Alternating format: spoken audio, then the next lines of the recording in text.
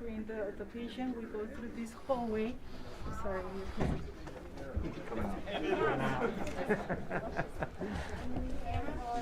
Registers, we ask them to fill out the consent form, and they register, ensure that the patient is the actual patient, IDs, double check identifiers, and from there we send our patients to our vaccinators. We have 2 vaccinators. Thank you for working with us. Sure. Thank you. Thank you. And again, they ask for IDs and 2 identifiers, provide the vaccine, and after that they're escorted to our observation. So you're administering here? Yes. Correct. So, We sir, have these 2 are areas. 2 stations? Yes, we have 2. these are our EMT equivalents, our 60 whiskeys that we could talk about. That's our MOS, and so they're trained in the equivalency of an EMT. So that's their. We put them in with each of the teams. They're our true medical professionals here. That obviously we have the nurses here from the school as well. They're supervising and overseeing that. And we also have our clinic nurse practitioners. She's always available to monitor in case of any emergency. So here's our observation area, and we're like, from this end to this end, we have medical staff trained and prepared. We also have our emergency kit handy in case of any emergency. We have National Guard staff monitoring every 15 minutes. Or 30 minutes, I understand. Exactly, or 30 minutes. And after they're done, after their 15 minutes are done, we ask them to execute the vaccine. And we average about 100 patients a day through this particular location. So, so far we've seen about 625 since we've started. Excellent. And we make, right now, we're really working with the school to make sure that their teachers and their staff gets vaccinated as well right away. And are the kids actually using this hallway? No, Okay, not so at this all. is all blocked off. Totally blocked off. Totally blocked. We have security from their end and through that other door. And on the second floor, by downstairs, second floor, we have security all the time. Very good. Yeah. And once they come back to school, this area will not be used Yeah. exclusively for us. The school district has been very helpful in really helping us, making sure that their personal security as well is here to make sure that the students or any staff doesn't get through in that, so that we can maintain this always in area for our vaccinators and making sure that they leave in the appropriate locations. So for now, have you seen mostly teachers, or is it really No, community it's open to the members? community. Uh-huh, yeah. I mean, but of course, you know that we did the 1A and now we're back, Yes. now we're B. So it's right now it's a combination. Yeah. But we're really trying to make sure that we accommodate some of the staff that are from this Sure, of particular. course. And then seniors. and then- Absolutely, Yeah. absolutely, yes. Well, and sir, they're doing some really incredible efficiencies where if you have something left in the bottle or maybe somebody dropped, they're working closely with the school administration to say, okay, what's your prioritized list of Exactly. teachers to make sure nothing goes wasted and that every... We've not had any waste at all. That's exactly Absolutely, right. Which That's is zero awesome. That is This great. zero Yeah, waste nobody wants any of policy, that, of yeah. course. Nobody. It's like the $1 billion ticket, right? That's what it is. And are you getting in your Pfizer shipment here, are you getting the special syringe that Pfizer is now providing, or you haven't seen that yet? We haven't seen that yet. So that's coming next week then. Okay, awesome. They're going to ship with the vials themselves a special syringe and needle that allows you to get the 6th dose to make sure that you're able to get it, because obviously every needle is different gauge, length, Right. etc. And so they've provided the one that exactly allows you to get the 6th dose. That's That's gonna really be Yeah, wonderful. yeah, it's That's great. good. And I mean, the fact that it comes in the package Yes. makes it much easier. easier. Makes it a lot Easier. easier, absolutely, because it depends on the size of the syringes, how well you're gonna get the 5 or the 6. Yeah. So, Now, do you have people that come in that are they have a lot of questions, and they're a little hesitant, they've made an appointment, but they're a little unsure? Or are people just eager No, at this if point? they schedule the appointment, they're excited to be To vaccinated. get the first dose, Yes. no convincing. No, At the first day at Tinley Park, Yeah. we vaccinated almost 600 people. There were everybody who had an appointment showed up. Yes.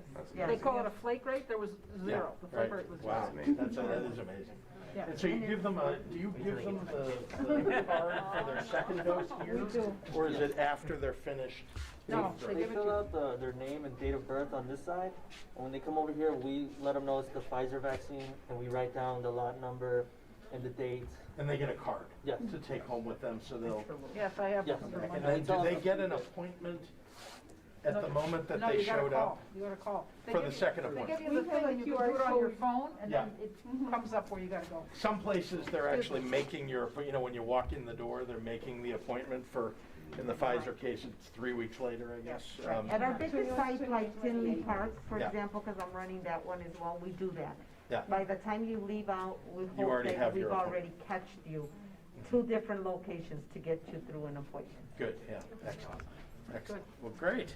This is awesome, and I love the spacing out. Yes. You've got it all worked out here in a relatively small Exactly. area, which We're is working in phenomenal. I mean, it's obviously we all want larger spaces for anything where you've got a number of people, but you guys have done it in a way that's safe. Yes.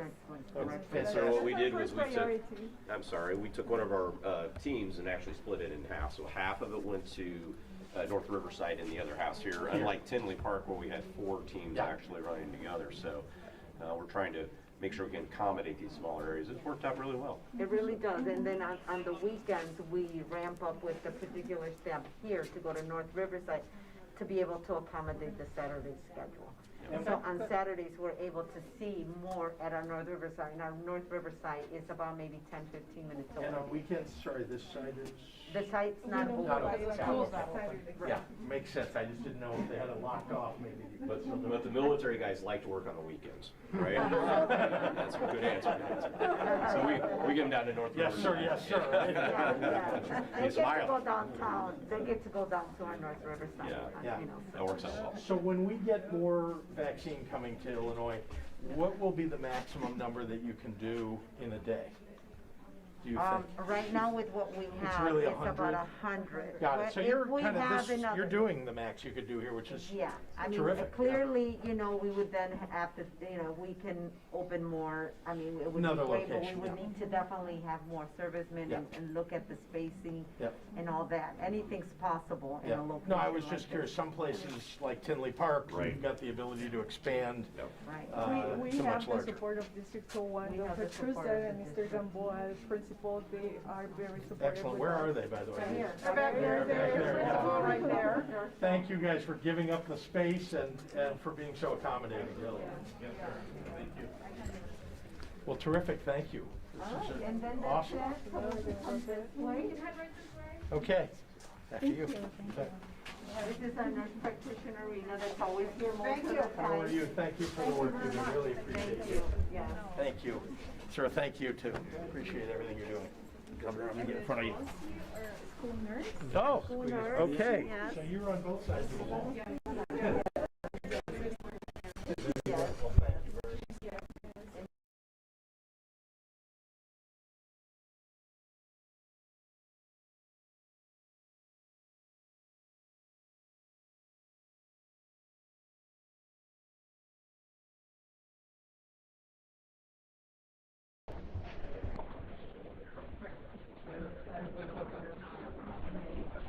How are you? Very nice to see you.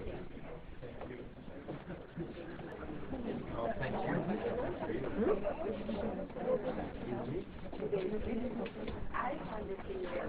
What you do? Yes, I do. So it's every day. We like that. 300 Oh, my goodness. 300 Fantastic. seniors. Yes, thank you for coming. Always good to see I you. hope you had a good visit here too. You talked to somebody and someone. No, thank you. Well, we have much more to do. Yes, we did our 10,000 shots yesterday in the community. Hey, well done. And 10 weeks on yesterday we did 1,000.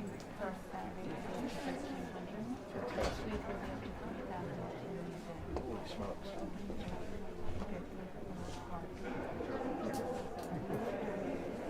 Well, you're doing all the work on the ground. Cameras, if you guys want to go set up in there, he's going to go. Yeah, thank you very much.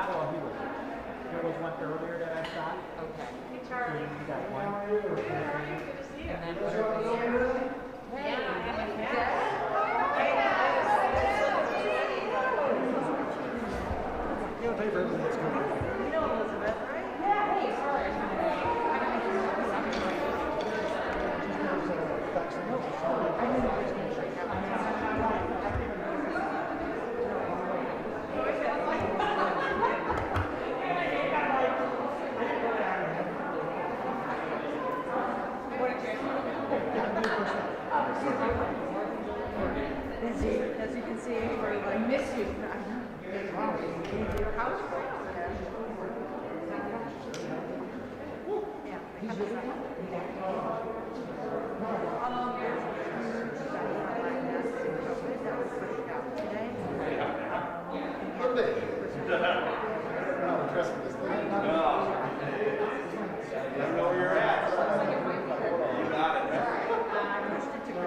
You did? Okay. All right. Well, I mean, send it to me.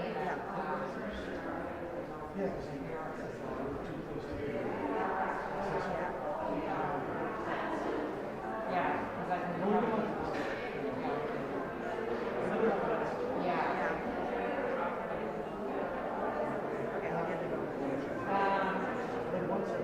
Yeah, I mean, You know, my entire team was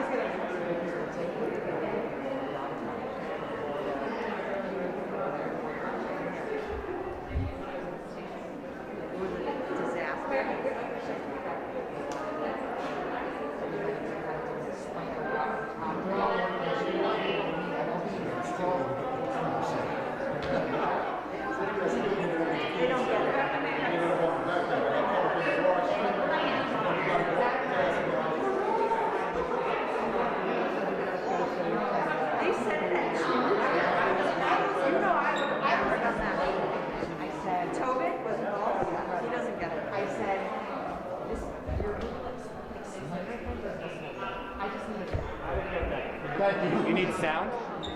Check 1 2, check 1 2 1 2 3 4 5 1 2 3 4 5 6 7 8 9 10 11 12 13.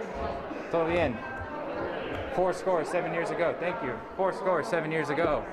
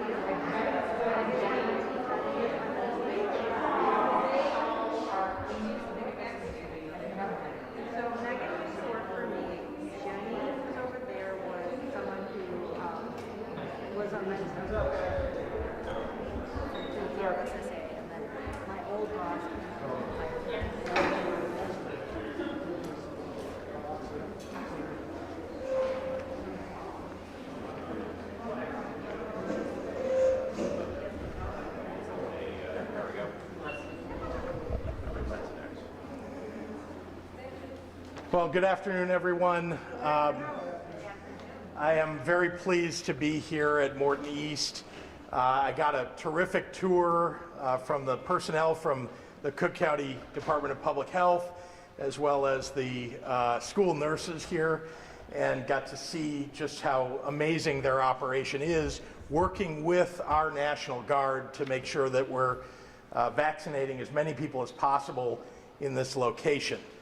They're doing a terrific job. I can see that it's very well organized, and you can see that it's difficult sometimes in somewhat smaller settings to set up, but the National Guard has helped to make sure that everybody's safe while they're going through this process, and I'm pleased to see that. I also wanted to just point out that we had some really great news today from the federal government, from FEMA, that the state of Illinois will be receiving $43 million additional to help us with vaccinations, and that'll be put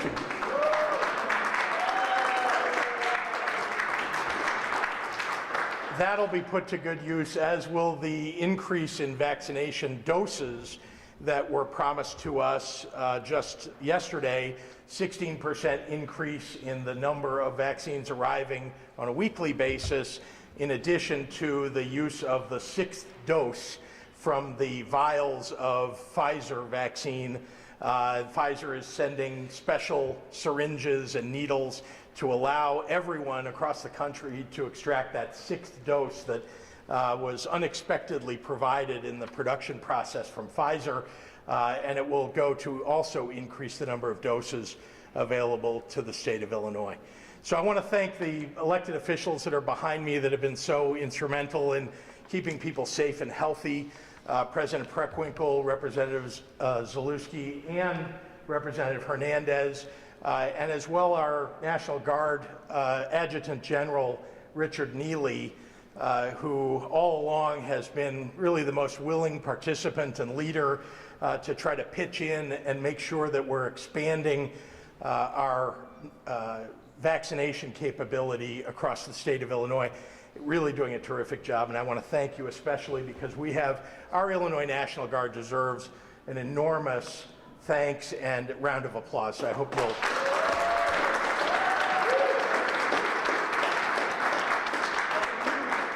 I also want to recognize the leader of Cook County's health system, Israel Rocha Jr., who has joined recently here in Cook County from New York. It's always a step up when somebody moves from New York to Chicago. And so we're really glad to have you here and for you to have that special experience of being now an Illinoisan. So with that, I'm happy to take any questions from members of the media, and of course, President Preckwinkle, the General, and anybody else that's standing here as well. Sarah. How would that $43 million be spent? So we'll be supporting our local public health departments. As you know, one of the important things that's happening is the capacity to deliver, to administer vaccines across the state is significantly increasing. Yesterday, you may have seen that I visited Lake County's fairgrounds, where they had an amazing operation. They're running 600 cars through there just now, and they have the ability to ramp up to beyond 1,000 every single day. So some of the dollars that come in from the federal government will go to a site like that, down in St. Clair County in East St. Louis, for example. Various county health departments that have the ability to ramp up and deliver and need help from the state or the federal government will be receiving those dollars. Governor, what do you think of the recent studies that show the uptake in the Black and Latinx communities isn't what you hoped for with regard to the vaccine? What do you hope to do about that? So let's start with, there is vaccine hesitancy all across the United States in Black and brown communities for reasons that I think we all understand. There's a history, particularly in the Black community, and a belief that maybe the federal government isn't on their side, isn't doing this for the right reasons. But I can tell you, and I think President Preckwinkle, who received her vaccination, her first dose, just day before yesterday, can tell you that this vaccine, both vaccines that are available, are safe. They've been injected now into tens of millions of people across the world, 20+ million people in the United States. I think it may be up to 30 million now.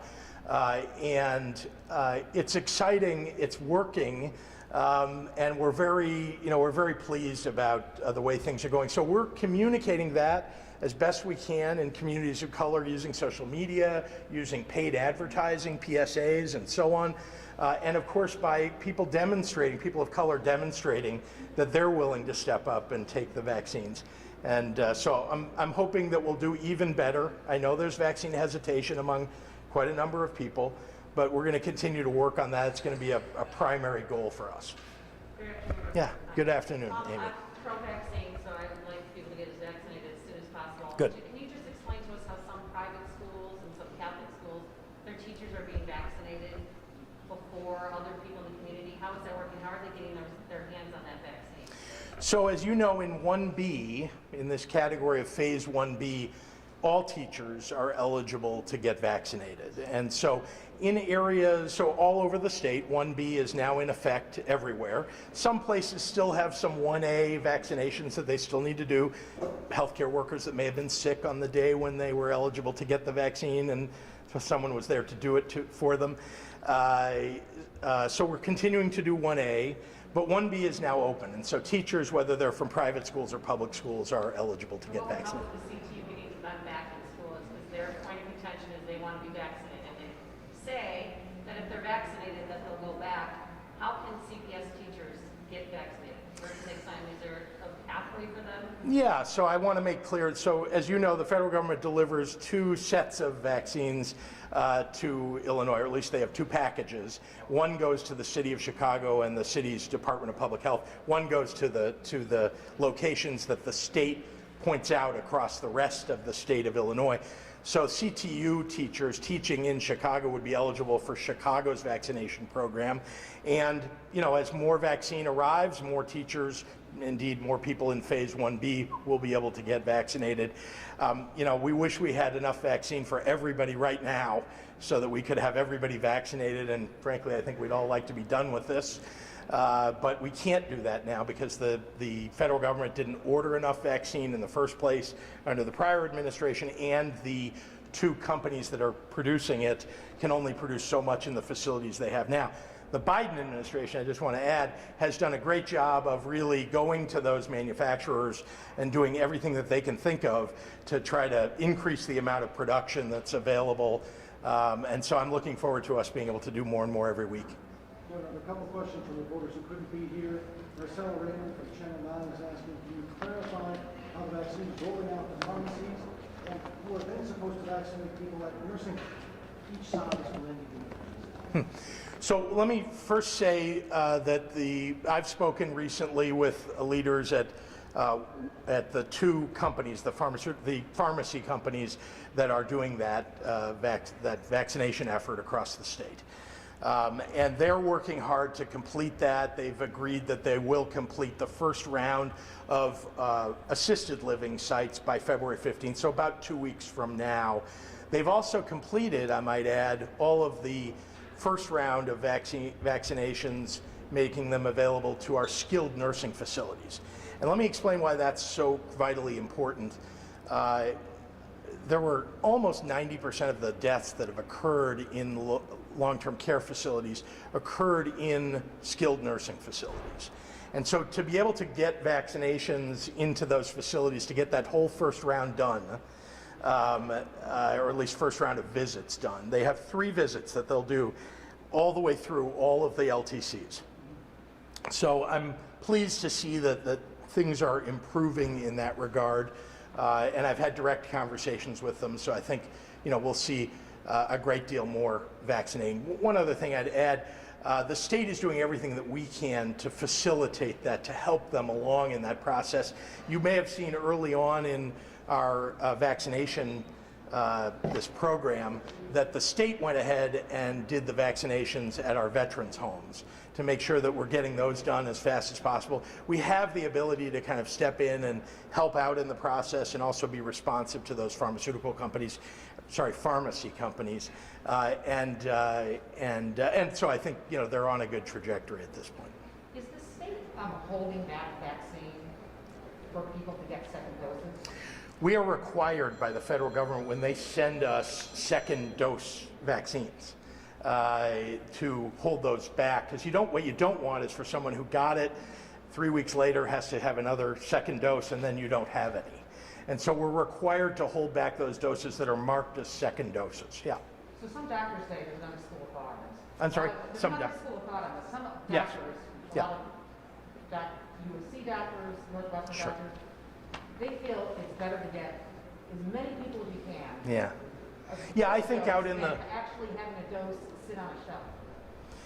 I think there's a lot of debate out there. There's no doubt about it, about whether you ought to. Here's what I know. The federal government is directing us to do first doses and second doses to make sure that we're getting everybody both of their doses in the right period of time. Remember, that is what the emergency use authorization was authorized for, was this first dose, second dose, not first dose and then, hey, we'll just use the second doses for everybody else's first dose and see what we come up with. So we're following the guidelines of the FDA. Indeed, that's what we've been directed to do by the federal government. Governor, House Bill 2275 is that House Bill 2275 is on a desk, which would give CTU even more reason they bargaining rights. Bargaining rights, and they can strike easier than they already are probably planning for this Monday. What are you going to do with that? Are you going to sign it? And do you ever see a time when you get involved and just demand them to go back to work, similar to what Ronald Reagan did with the air traffic controllers? Well, that's going on between the City of Chicago and CTU. Let's be clear. I think that negotiation is continuing even as we speak. As to the bill, as you may know, I campaigned on expanding bargaining rights for teachers. Chicago is actually the only place in the state that doesn't have those bargaining rights. Everywhere else in the state does. Having said that, I'm still reviewing all the provisions of the final bill, and I have not made a final decision or announced whether I'll be signing that or when. One Yeah. more question from Megan Hickey over at CBS. Sure. Good to be here today. She says CDC data puts Illinois towards the bottom of the list when it comes to the percent of the population with at least one shot of the COVID-19 vaccine.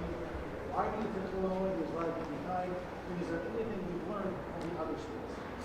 Well, let me say a few things. Let's start with yesterday.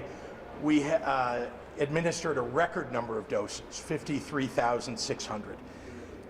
Day before yesterday, we reported it yesterday. Today, we'll be reporting from yesterday another record, 56,000 doses administered. So what's happening is the average number of doses per day that's being administered is going up significantly. We're now in the mid-30s for delivery of administration, rather, of vaccines into people's arms. And we are exceeding the number of vaccination doses that are being distributed to the state of Illinois each day. So if you take the average that we're receiving, the average that we're administering many more now, or now exceeding the number, rather, that of doses administered versus doses received. And I've explained before about second doses and making sure people understand the time lag between the time that somebody administers a dose and the time that that dose is reported as being administered, which can be up to 72 hours. So that has an effect on all the numbers. But we're going in a good trajectory, and I really believe that, I'm excited, frankly, about the fact that between the Biden administration's increase in the number of doses and our build out of all of these facilities to deliver those doses, you're seeing the effect of that in the record number of doses administered yesterday. Just a quick question about masks, because Dr. Fauci's saying now it might be safer if you wear 2 masks instead of 1. Would you ever be mandating double masking in Illinois? I can't project forward. I've heard that. I don't know. The answer is we have a mask mandate. Not everybody in Illinois, as you know, not everybody is wearing even a single mask. So I'd like everybody to at least start with that. So thank you.